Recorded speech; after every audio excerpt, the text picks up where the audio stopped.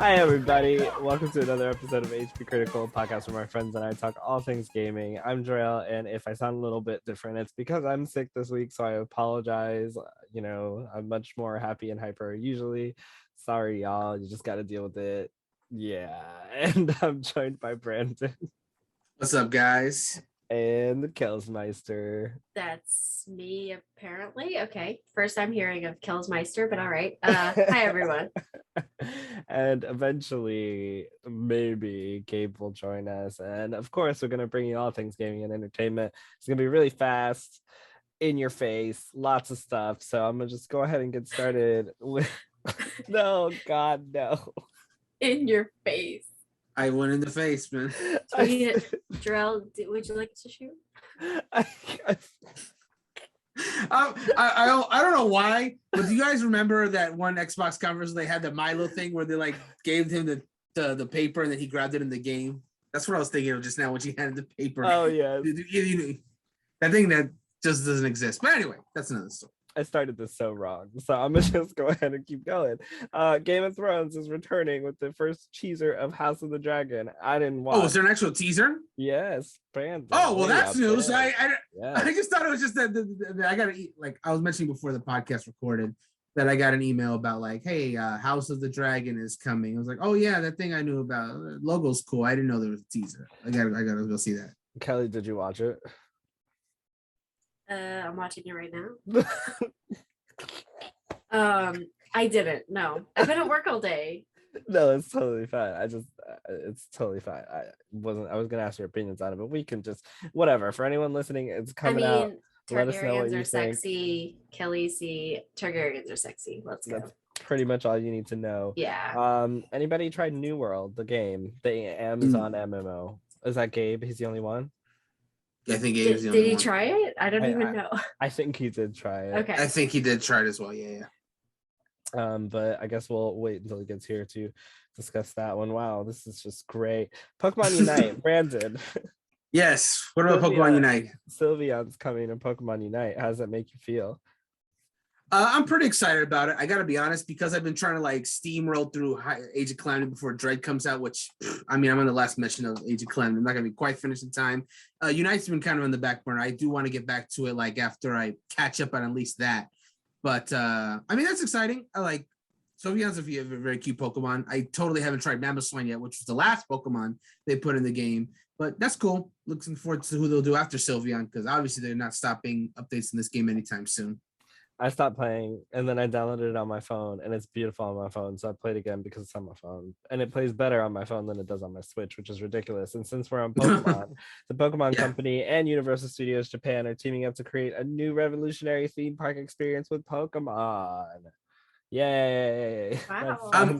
I mean, that's so that's cool. That is cool because, you know, Universal Japan already has the Mario and they confirmed that 2024, I think, was it, that they're getting the Donkey Kong stuff. So Pokemon, that's cool. But at the same time, I mean, if Donkey Kong's not coming out to 2024 for Universal Japan and they're just now saying, hey, Pokemon's coming too, when is this happening? It's like this is like a very long term. This is going to be something really cool. I mean, I also got to get to Japan to do all this stuff, so there's that too. But cool, hey, Brandon. Eventually, what's up? Why you couldn't just stay positive, bro? I love Pokemon. And when this, I didn't say it was never coming out. That is not what I said, sir. That's what I heard. When it comes out, I will hopefully be able to make a trip to Japan to go to this. I haven't even gotten to see Super Nintendo World yet because that came out right when this we still can't go to Japan right now, man. It's like, never mind the money it would take for me to do a trip there. I just literally cannot go. So there's that. Brandon, you can afford to go there based off of what you make at HP Critical. Oh yeah, the big. You guys are getting paid? Is that a segue? I think she set us up for a segue. Not for one that I was prepared for, but Animal Crossing, New Horizons, new content showcases next week on October 15th. Kylie, did you ever play Animal Crossing? No. Brandon. Yes. I know that you have. Are you excited for this update? I have to talk about Hell this before yeah. Gabe gets here because he's just gonna talk shit about Animal Yeah, for real. Yeah. No, I'm definitely excited. I get to see my boy Brewster come back. Like I legitimately have been looking forward to the Roost coming to Animal Crossing. It's never been like a big deal, but it's something I always like doing. Like whenever I checked into my village, I'd be like, I'm gonna go for some morning coffee and just talk to Brewster. He'll usually have a new dialogue to say. I'm hoping it gets expanded for New Horizons, but really, the Roost is something we've been asking for a long time. Yeah, it's for a long time. But I maintain that if they're doing like a full 20-minute Animal Crossing Direct, instead of just dropping, hey, the Roost is coming in the last big Nintendo Direct, there has to be something more than just the Roost. Even if it's one thing, there has to be something else. And I'm excited to see what it is. Like, if an update is big enough, like the Animal Crossing, historically, I have gone back to the series. Like New Leaf, I will say that I dropped it for a while. Then they dropped that big ass Welcome Amiibo update, and I was playing it again for a solid 5 months before I eventually dropped it again. So if it's big enough, it'll probably get me back for a little while. Looking forward to it. Be big because I'm not gonna come back for some coffee. There has Yes, you will. to be more. Okay, fine. I'll come back for like a day, maybe a week. That's all I need you, man. I need us all to have a coffee date in Animal Crossing. That's all I'm looking for. I need them to bring more to this game to bring it alive again, or else it's gonna end up like Gearbox Software president. God. Because the previous president, Randy Pitchford, has moved to head up Gearbox Studios team. The former chief technology officer, Steve Jones, takes over as studio president as Pitchford moves to head up Gearbox Studios. This is from VG247.com by Don Pepiet, the developer responsible for Borderlands series, Brothers in Arms, Battleborn, and more besides, has a new president as founder and CEO. Randy Pitchford steps away from the role to head up parent company, the Gearbox Entertainment Company. I have absolutely no idea what's going to go on with the Gearbox Entertainment Company. I don't know if this is going to be movies or whatever, but there's a segment here that says the first major project emerging from the explosive transmedia business will be the upcoming Borderlands movie that stars Cate Blanchett, Jamie Lee Curtis, Kevin Hart, Ariana Greenblatt, Florian Montañu, and Jack Black. Wow, Jack Black is going to be in 2 movies. Holy shit. 2 big video game movies. That's nuts. They're both going to be big.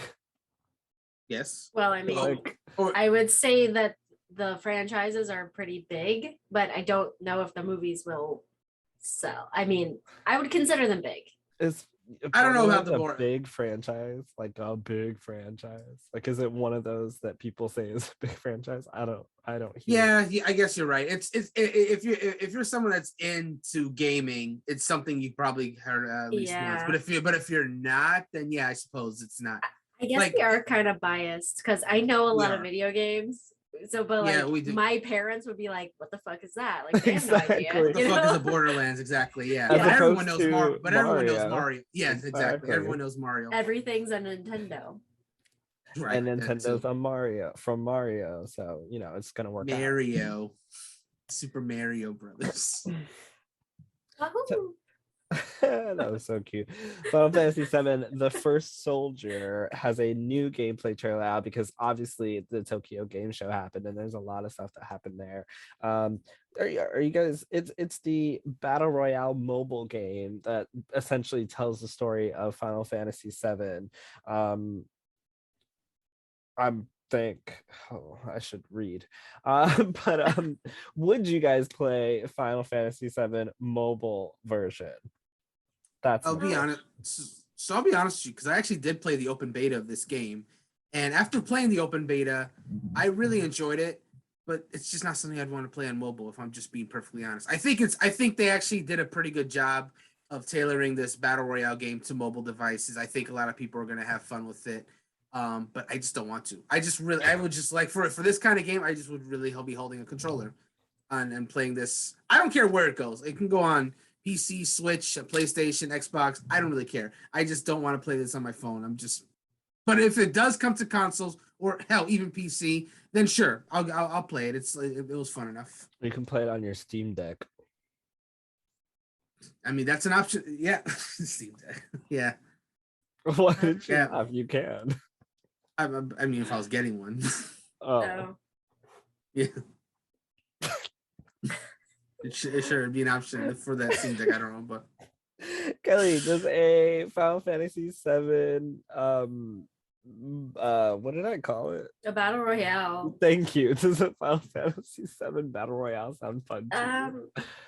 I don't know. Like now that I'm now that I'm really into Final Fantasy 14, I feel like I'd be more open to it. Whereas at any other time in history, you would have not have caught me dead playing that. I feel like I want Final Fantasy 14 on the go. So if this was even any semblance of that, sure. But realistically, I don't know. I am looking for mobile games, I guess, for when I travel. And I will be getting a Steam Deck. So, Did you finish Final Fantasy 7? Oh, go ahead. No, I have not. I'm sorry. all right. Sorry. This wasn't on the on our news list, but I just wanted to bring it up really quickly because it's, I guess, tangentially related to like a Square Enix game. Japan, I think, recently confirmed that the release date for the Final Fantasy X offline game is supposed to be like February 2022 for like I think it was PC, Switch, PS4, but it didn't get a localization announcement. Still, there was that big Dragon Quest presentation a few months ago. They announced all that stuff, including Dragon Quest 12. 10 offline was one of those things, but they didn't give a date. Now they have, but it's only in Japan. And I'm just wondering what's taking them so long, because this has to be the way that we get 10 in the West, because they're not bringing this whole ass MMO over when 14 is right there. They don't have enough confidence in the Dragon Quest brand in the West to do a full MMO. But if this is an offline version that's just like summarizing the story, I think that's be the only way that fans in the West could realistically hope to get 10. I just really hope a date gets announced soon. That's just me. Well, I was gonna make a segue there, but I'll save it for later. Amazon takes aim at New World AFK abusers. PCgamer.com, a new AFK detection system is being rolled out to help reduce the strain on overloaded servers. This game, when it came out, like Amazon couldn't handle it. There were too many people playing at one time. We had something very similar happen with Final Fantasy 14 when Asmongold decided to switch from World of Warcraft to Final Fantasy. Him and a bunch of like big time streamers switched over. Everything was lagging. Everything was horrible. Like, it was just a shit show. And they were able to fix it. So I don't know if Amazon is figuring something out on the back end, but they have apparently decided to look into AFK abusers. Here's a quote from that article. We have seen a lot of frustration around individuals who may be artificially remaining active enough in service to avoid the automatic AFK mitigation that is built into New World. We certainly agree that this is not acceptable behavior, especially when there are droves of individuals who are waiting patiently to get into a world. We've created a new solution to help us identify and take action against bad faith AFK players. We will not disclose the details of how the solution works. But we will say that we have every confidence that players who are playing New World normally will not experience any issues. Initially, being caught by our detection solution will result in a quick kick to the main menu. If the behavior continues, more harsh penalties will be applied. How do you guys feel about that? It sounds good on paper, but I just wonder why they're being. I mean, I guess it'd be either way, but I'm wondering why they're being so coy with the details in regards to what it is they're gonna do exactly. Maybe so people won't figure out a solution, Yeah, I guess so. People have already, because I know a couple of people playing New World that I follow, like streamers, and they were like saying that they saw people just standing there and like auto hitting, because if you're moving and stuff, you're not going to get kicked. And that happens in a lot of games. Like I've seen people doing that in Dead by Daylight, and any game you can pretty much do that. Just have it to auto hit every once in a while. And I think that's how people are already getting around it. But I wonder if it will catch people doing that as well. But I thought they had fixed a lot of their server issues, because I don't think people are still waiting, thousands of positions to get into this game anymore, or are they? I don't know. No one's been bitching about it lately, so I haven't. kept up I with mean, it. this was from 3 days ago, and I Okay. did see a story that said that they were working on a way to fix Yeah. the server. So I'm not up to date on whether it happened or not yet. I'm hoping so because There's probably still a queue. I mean, most games at least have something, yeah, but yeah. I don't think it's as bad because I haven't seen, like I said, everybody was like so whining about the servers, and I was like, just whatever. I mean, Final Fantasy 14 did a good job at addressing and fixing the issue, so hopefully Amazon follows suit. Yeah. Trolley, the gummies, is giving away 20 gummy worm themed Xbox Series S consoles, and I don't know why. So Okay. go apply, however, and win an Xbox Series S, I guess. I don't know. Sure. So wait, they're giving the S. Not the X, the S. Xbox Series S, yes. So the shitty one, like what? Yep, the shitty one that looks like a speaker, that one. It's Yeah, the black speaker and one. it has like a blue and pink side. It's like spray painted blue and pink and black. And you can get one for Wait, free. it's trolley colored. Yeah, black and pink. I'm Wow. sorry, it's black with a blue and a pink side. I Okay, can like I the can do it dueling for gummy you. worms. I Okay. can literally spray paint it for you if you'd like. For Yeah. $5. I can do this, but I won't because you can get it for free instead of buying a whole new one. So go apply. Mario Party Superstars site is offering 100 My Nintendo Platinum points because the game is coming out soon, isn't it? I don't know. Yeah, it's coming at the end of October. What I do know is that the Dragon Quest composer Koichi Sugiyama has died. Sad times. I also heard some really bad things about him, so Yeah, I'm like just okay, so let this one die. Go ahead, Brandon.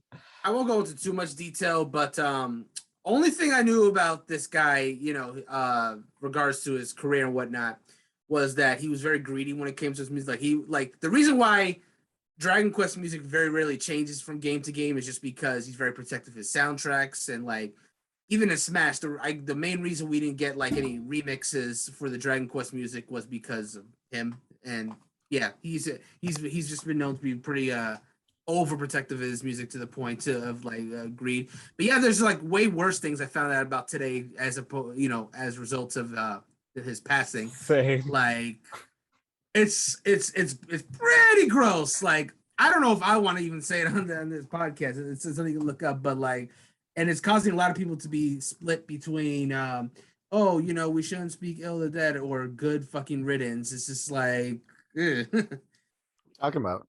I mean, the biggest one, we're talking about the untimely death of the Dragon Quest composer Koichi Sugiyama. Also, I had a bunch of stuff that I was waiting on you to come on for because this is basically a Gabe podcast. Everything is fuck yeah, related it to is. things that you're talking about. And because you're here, I'm gonna go ahead and not talk about him, pretending that war crimes never happened because that's his whole spiel, among other things. yep. And we're just gonna Among keep other going. things. We're just gonna keep going. Gabe, you've tried New World. How you liking it? Fucking tits, man. Sorry, that's not a way to come into the podcast. I'm I'm not sure if enjoying. that's a good thing. Oh, okay. Well, I mean, the last time I used its tits, it was a good thing. So context clues, guys. I like it. This light is really bright. It's I don't want to the thing is I don't want to compare it to other MMOs because that would then Very it's like different, I think. yeah, it's very different, but like I'll say this though. I'm gonna shoot a negative before I shoot a positive. Obviously, I don't know if you've heard, but like one of the recommendations for before you boot up New World, they tell you make sure you have the most updated drivers for your GPU and whatnot. Something just fell, whatever. But then apparently I found out that the way to bypass that, like you don't need to update your drivers. The way to bypass that is you just uncap the FPS limit in the settings. So I don't know if that's going to help anybody. And also when you start the game, the settings don't automatically read your computer's specs and whatnot. It literally starts everything at a low quality. So like I started up the game and I was like, either my computer is a lot less powerful than I thought, or this game is having serious visual issues. So for anyone that's interested in playing the game, just make sure you work on settings before you actually start your adventure. It's very fun though. Very big map. I've only been on one little side of it. There's 3 factions. Covenant, Syndicate, and Marauders. Basically, Covenant is the religious group of the game. Syndicate is the scientist. Marauders is the we just go out and do whatever you want group. But it's pretty fun. I'm enjoying it. Currently sitting at a level 13. I do small grinds for like 30 minutes every time I come home from work. Question. Huh. We were talking about the issues with the servers. Has that been fixed? I didn't even know I had issues with the servers. What issues did it have? Fair. What None, issues did it apparently. have? No, I mean, like I think I read somewhere where it said the servers were filling up quick. Yeah. They didn't have any, but I think by the time, because I literally bought the game the day of, and I played it like I think 10, 11 hours after I downloaded it on my computer. So that's 10, 11 hours after the game came out, and I didn't experience a single server problem. Like I don't have a waiting queue or anything. The topic that we had discussed was that a few days ago they had AFK players who were just as Kelly mentioned doing auto attacks so they wouldn't get kicked, and it was not allowing new players to load into over congested servers. So I guess they fixed it and added more servers, because when you get a single server is full, you're in a queue or anything, it's just right into the game. well, speaking of right into the game, let's go right into the next topic, which is Elden Ring. Woohoo. Sorry. I'm not gonna be sick next week, I hope, and that I'll sound normal. Elden Ring was at the Tokyo Game Show, and there was a lot discussed about it, about the difficulty, about what you would be doing in it. It was explained as a typical From Software game with dark fantasy elements, but with several differences from the Soul games. It's supposed to be open world, and it's seamlessly connected to several dungeons that you'll find throughout the game. There are no indications like go to this dungeon next. You're free to explore and go wherever you want, though sometimes you might be completely lost as to where to go next. So there are features that will help you in times like those, such as maps. Game difficulty, they mentioned that they would be lying if they said Elden Ring was easy, but it's not like the game is hard just to be hard. It is designed so you can feel a sense of accomplishment when succeeding in doing something or discovering something, and the high difficulty is one of the ways to achieve that. However, there are several systems that make the game easier to help players, like being able to summon allies. There's also a stealth system like in Sekiro that lets you backstab and one-shot enemies to avoid harder frontal assaults. And if the dungeon you've reached is too difficult, you'll always be able to find easier dungeons to level at first and then go back or invite your friends as players. This is from DualShockers.com, written by Ian Agosa. That sounds basically like Sekiro Souls games to me. I don't know. Any thoughts on it before I move on, Gabe, since you like those games? I mean, unless they actually have a difficulty change, like on the option menu, people are just going to bitch and moan about the game's difficulty then.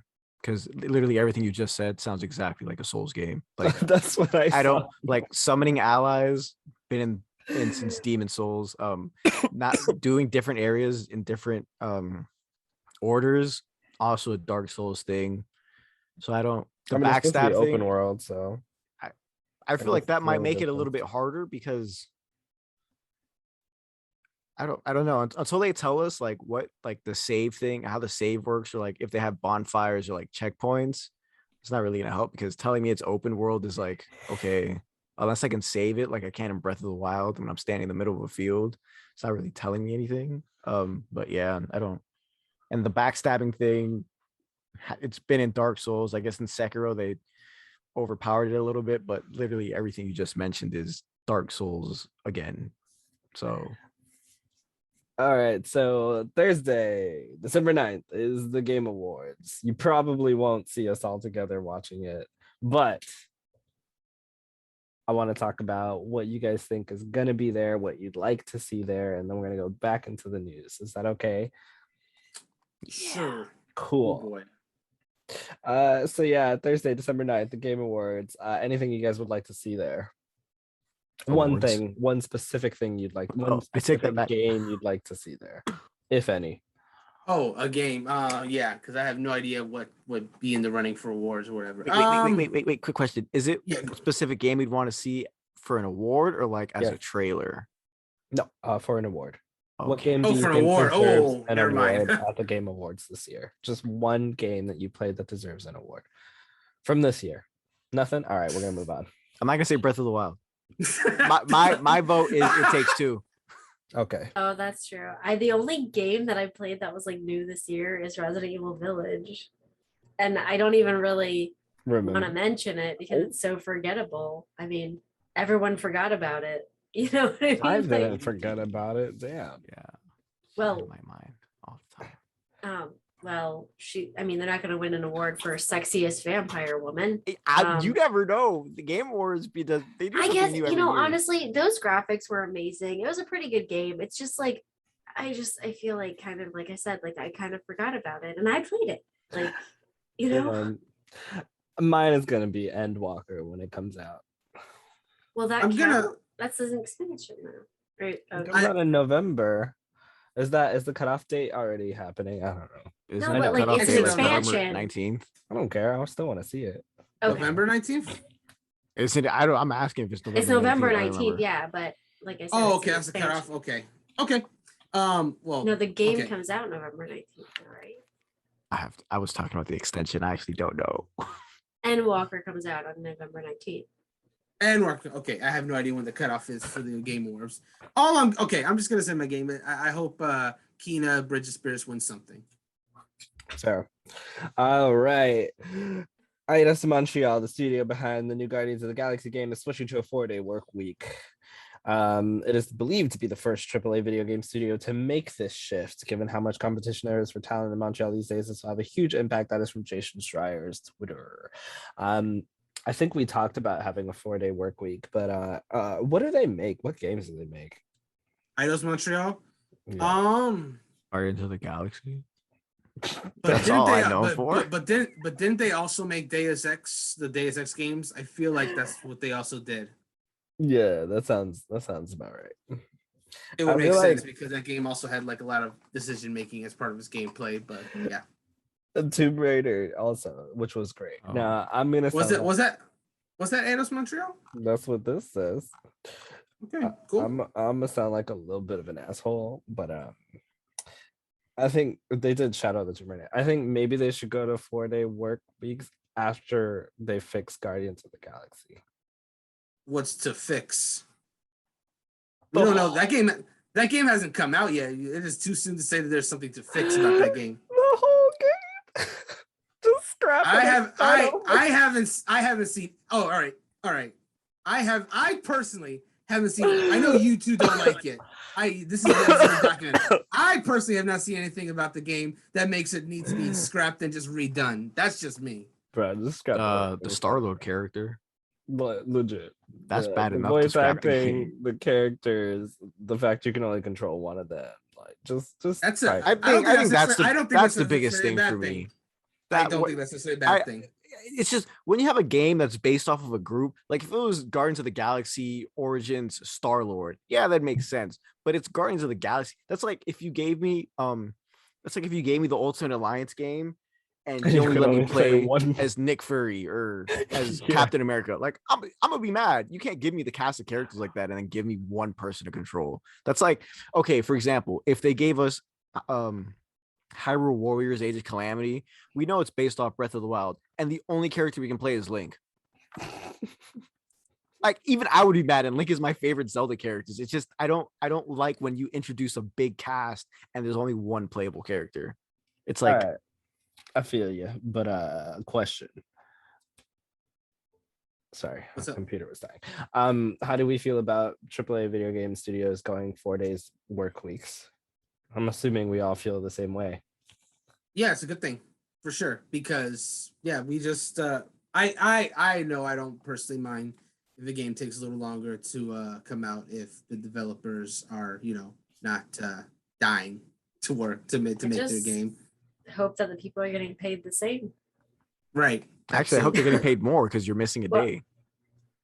Why would you? Well, I mean, they're getting paid the same for the year.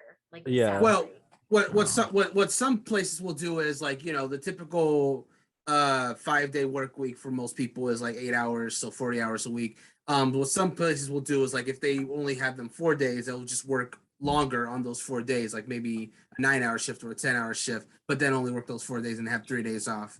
And that works for some people. Like I have a cousin that he works a 4-day week with just longer hours on his day, and he's good with it. Work? Are they hiring? I tried that once and I was like, can I go home? And they were like, nah, you got this. It doesn't work for everyone. It really doesn't. But I just don't want to work.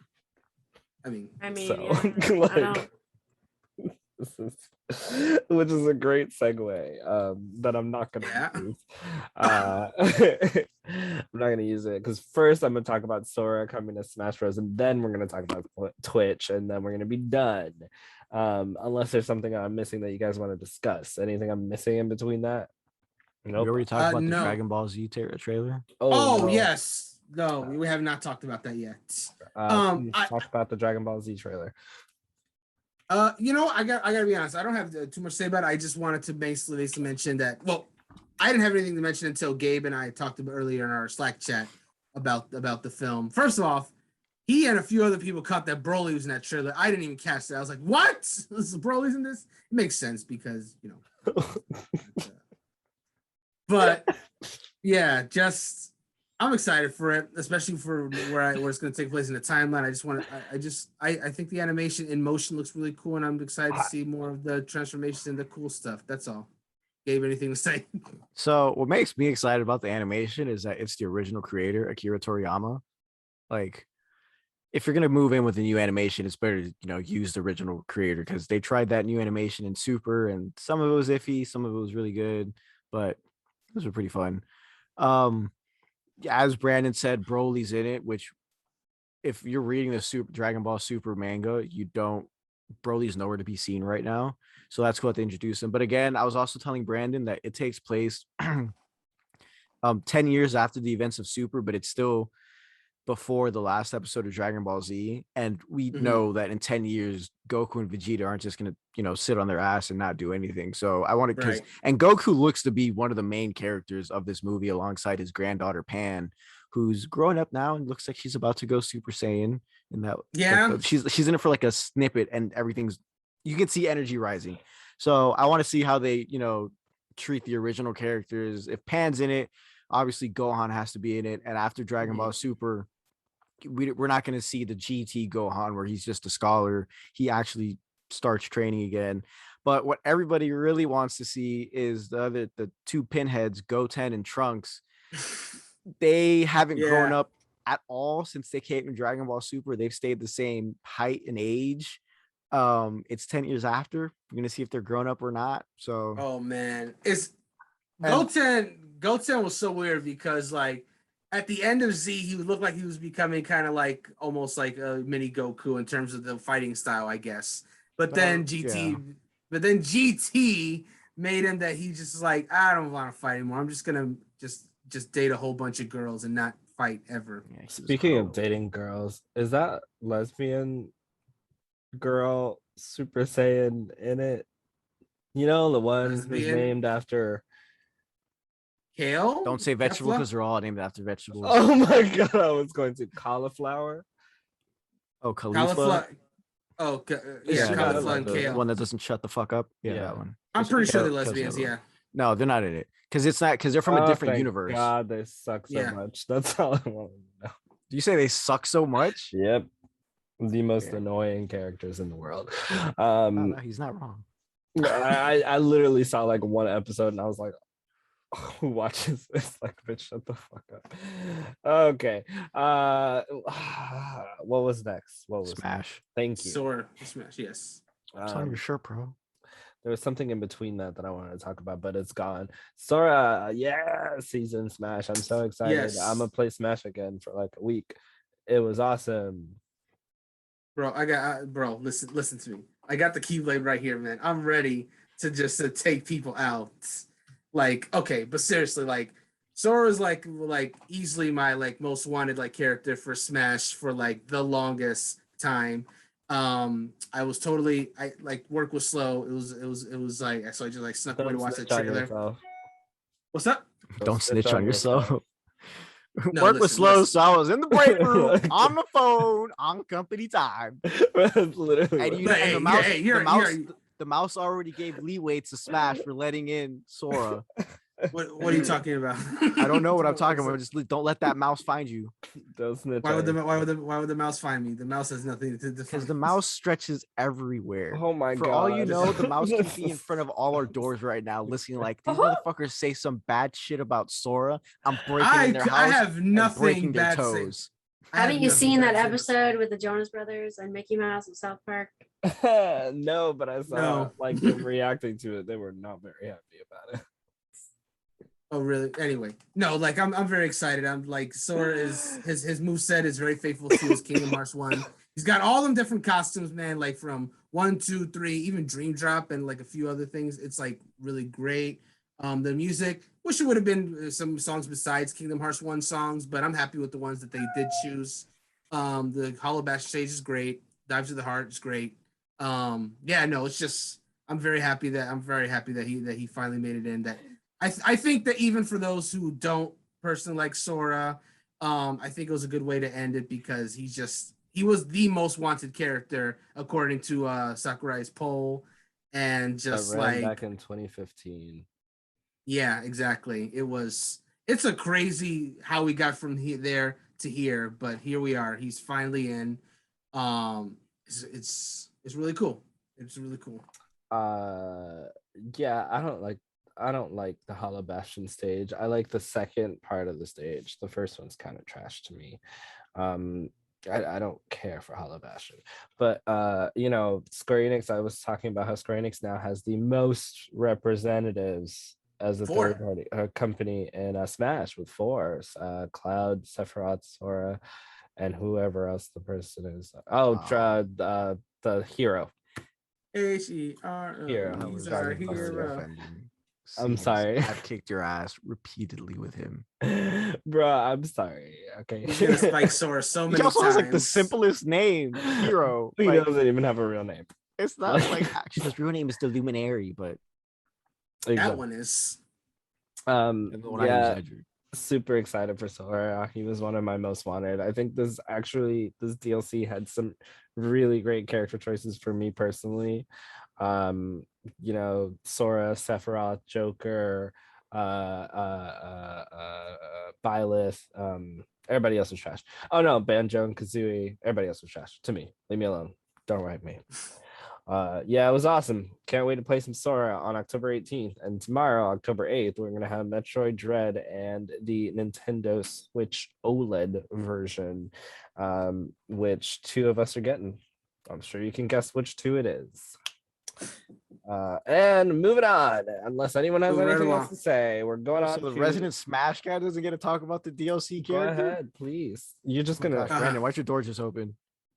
Oh, someone's trying to get in. Probably a ghost. Don't worry about it.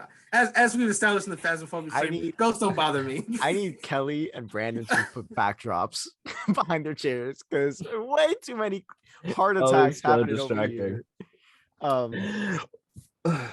I can't wait to kick Sora's ass on Smash. Everyone say you're welcome for my negativity. Bring him. No, I'm kidding. I loved his I guess his intro video. It's very one. We didn't see Mario die. Mario has died way too many times. quite the opposite. He brought Mario back to life.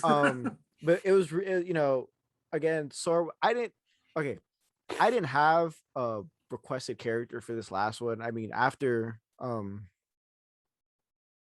guess after Sephiroth, it's like I don't really care who else gets in, but like the movie they put together for it was really nice. Sora wasn't there trying to prove his best or whatever. He's just like, hey, I'm here. Let's keep the party going, guys. It was really nice. It was nice to see people on Twitter finally be happy instead of bitching and moaning like they always do, even though of course there was that one part like, why is Sora in it? It's like, bro, just get over it. There's literally no one else you could have put in. Like, they're not going to put in Master Chief or the Doom guy. You got his Mii costume. Calm down. I am happy that the what's up? I said What? they already Oh, have yeah, that's true. Microsoft representation. Yeah, Banjo Banjo and doesn't Steve. count. Steve, Huh? I'll count Steve only because Minecraft has been a PC thing for the longest. And Look, anytime I that shit at the associate PC bottom games, says Microsoft. I don't give a damn what it says. They ain't make the characters. It doesn't say Oh. PlayStation. No, we don't need a PlayStation there. PlayStation has It their own is game, that Microsoft. All-Star game. Yeah, how'd that go?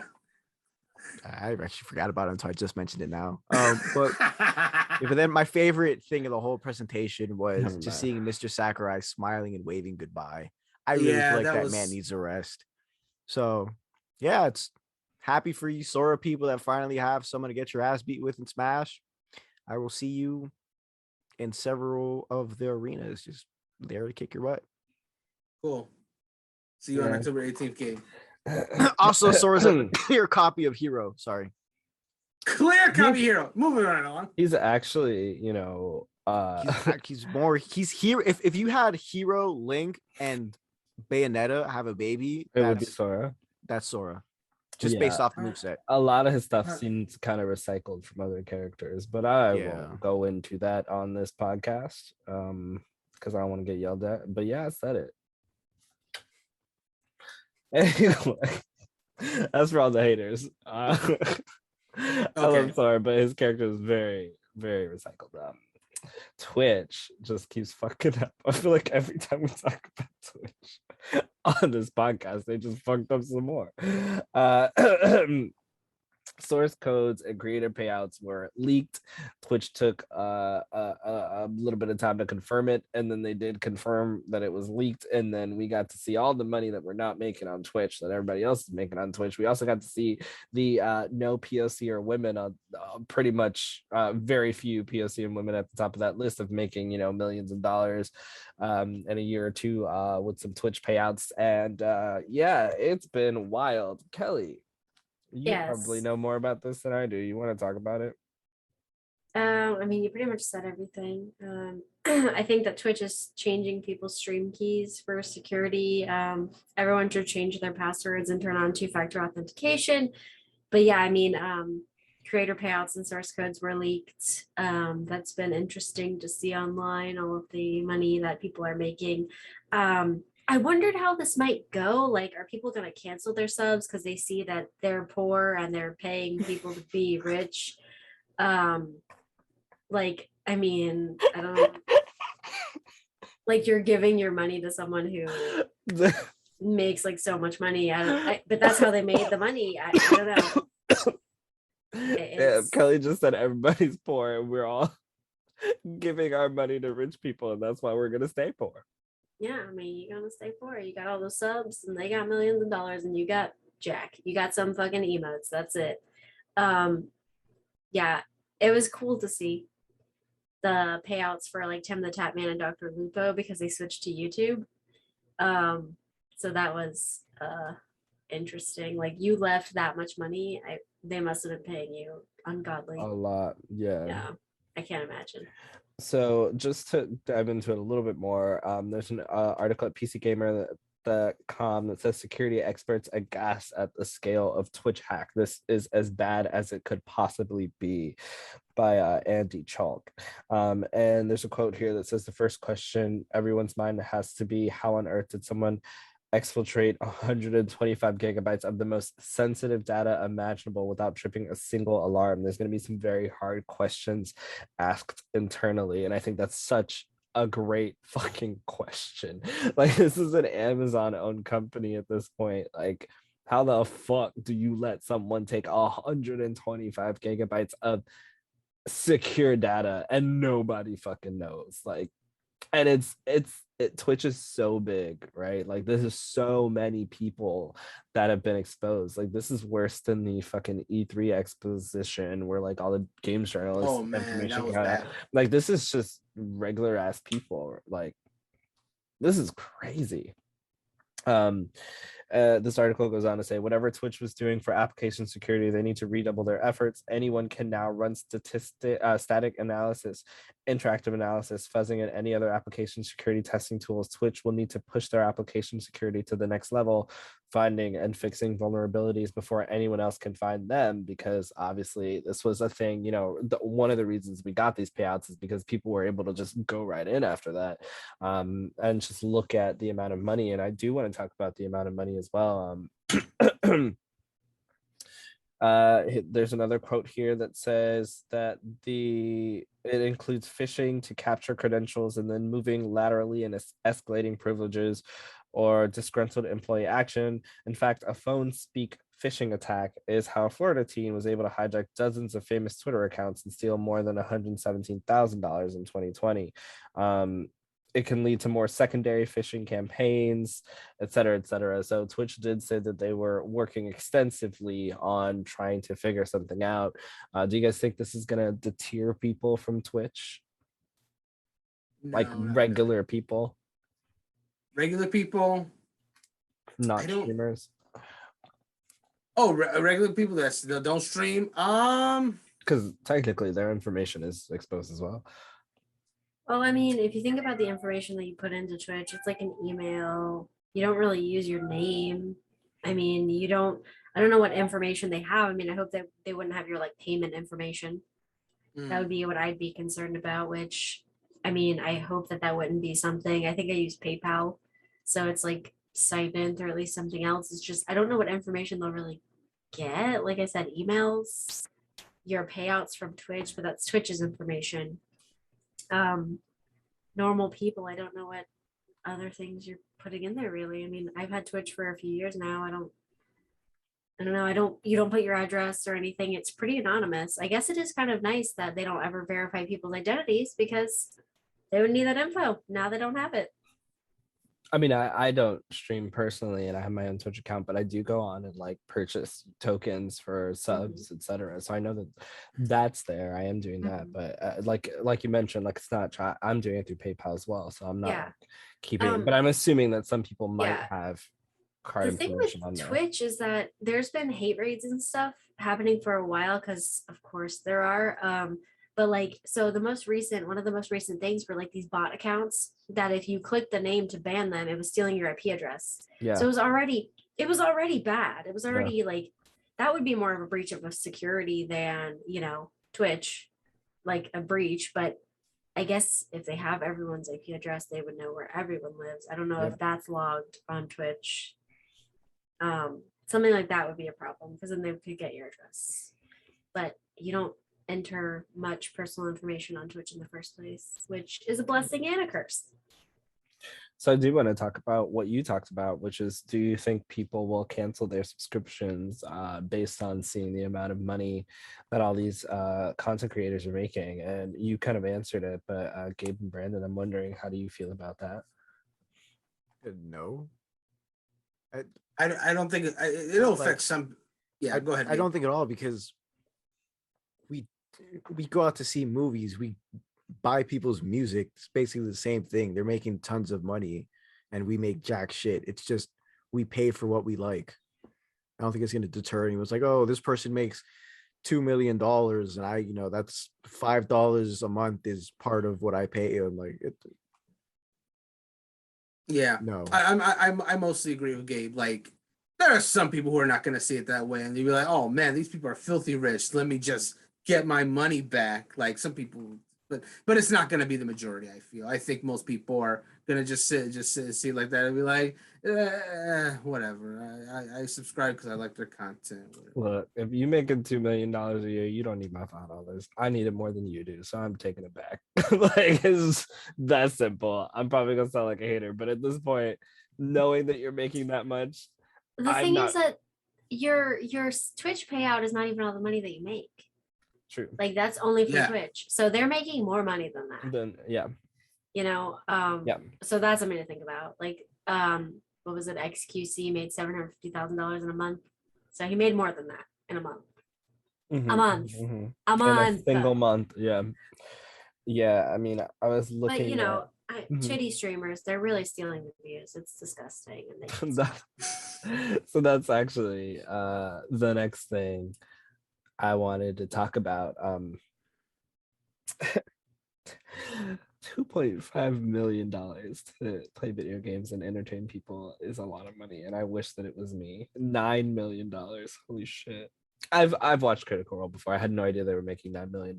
I know that it's like a set. I know it's a bunch of people Yeah. there. Like I know that they have an entire team that they're paying, but y'all are making $9 million fucking dollars. Like holy shit. Anyway, so there's an article that's still mind-boggling. There's an article over here at Kotaku.com titled "Only 3% of Twitch's top earning streamers are women." Apparently, according to the data breach from the Twitch hack, women in hot tubs are not stealing all the men's views. Who fucking knew, right? This is news to all of us. Yeah, that list just has a bunch of white men at the top. So how do we feel about the conversation that's happening now about, you know, the fact that women are in fact not stealing all the male views that all the men said they were stealing? Not surprised, absolutely Nor at am all. I. Not at all surprised.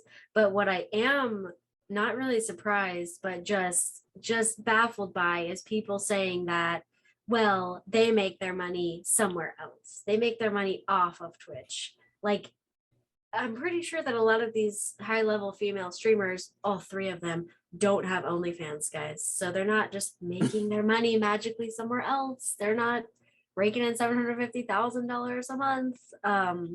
They're just not, you know, the money's not there. And if you even looked at their numbers, they were so much lower. I mean, if you look at the top 100, I think Pokemon is like 39. Yeah, Yeah. so they're not even in the top 30. Yep. And then there's three of them. Amaranth is 48th, and Syntica, a music streamer, is 71. There's 3 women in the top 100, and they're not even in the top 30, and they're so far spread apart. People No making, hot tub, yeah. ladies. Well, Amaranth. Oh shit, she was not. She's top 50. She's top 50. Not enough hot tub ladies. That's the real issue. Honestly. Oh my gosh. Yeah, so there's clearly a huge disparity between the top earners on Twitch and you know, all the wonderful white males up there and everybody else who is below them. Brandon, Gabe, surprised, not surprised? How would you like to say anything to those shitty people who have been complaining this entire time about the women stealing Twitch views? Man. Yeah, Just no, got not new people surprised. around. What's that? I just Yeah. got new people to rob. That's it. I love when people spew these things that they just are so certain it's facts, and then like literal data gets shoved in them, and they have to like scramble to find new answers. Like what Kelly Are we talking said about anti-vax? I mean, basically. Oh, yeah. Anyway, yeah, no, I just find it hilarious. Like when some people are just so, and they just do not want to be wrong so bad that they will just when this stuff is put in front of them, they'll just either conjure stuff or they'll just like grasp at straws. It's just whatever makes you happy, I guess. Except not, because you're harassing people, so fuck all of you. Yeah, I mean, Pokemon is the only woman of color up there. That's it. Yeah. And it's crazy because, you know, we added all these tags for discoverability, and, you know, we have these months where we highlight people. It doesn't matter. And I also say this while also saying I'm not hating, right? Like, go make your money on Twitch. I think it's fucking awesome. I've actually seen some of these people. Like, I've watched Maximilian Dude before. I've seen Asmongold before because I've seen some of his Final Fantasy 14 shit, right? Like, I'm not a hater. Go make your money. That's super cool for you. Continue to do you. But I just wish that Twitch did a better job at protecting people, because I wonder now that it's affecting the people who are making, all the white guys making the money are being affected now, not just the marginalized groups. So we'll see how much that helps with Twitch going forward, because I specifically remember, speaking of Asmongold, he didn't believe in I think it was a Twitch blackout day or something. There was something that he was like, it doesn't make any sense. I'm not going to participate. And then I saw that he made $2.5 million from 2019 to 2021. And I was like, well, that's why the fuck he's not going to participate, because he's making $2.5 million. Like, fuck, totally makes sense now. So, you know, there's obviously the possibility of seeing where people's morals lie, right? Like, I feel like if you're making $2.5 million, you can probably afford to not stream for a single day to help out smaller viewers, but your prerogative. You can do whatever you want, your time, your money, your beliefs. You can do whatever you want to do. But once again, now that I know how much they're making, I feel like, you know, a week off Twitch, you'll be okay. Like, you're not gonna fucking die, especially because we also see how much you make in a single month, and it's more than what a lot of people make in a month. So in a year. And a fucking year. Yes, thank you, Kelly, for the correction. It can be more than what people make in a year. So there, I think, is no excuse for anyone to not help smaller marginalized groups on Twitch through boycotts, through whatever, especially if you have the voice, because now I know how much you make. You can afford it. You can fucking afford it. And with that, I have nothing else to say on the topic. I think we're good to go. Is there anything else you guys want to throw in there before we wrap this bad boy up? No, not on this subject. Just my friends are my power. That's all I got to say. What? No, My friends are my power. I saw that wonderful tweet that was like, it's Kingdom Hearts. I saw that wonderful tweet that's like, your friends, fuck, what was it? Your friends aren't legally my friends who cannot appear for legal reasons are my power. Yeah, I mean, I'm not necessarily referring to Sora himself. I'm just saying my friends are my power. Yeah, I mean, y'all are my power. Oh, thanks, Brandon. You guys helped me power through this shitty sickness. Yeah. There you go. See, friends are your power too. I'm so sorry for everyone listening to me sound on the FD, but I'll be better next week. Okay. Don't talk like that either. All right. Now that I've completely embarrassed myself, I think I'm gonna go ahead and say good night, everybody. Good night. Good night, everybody.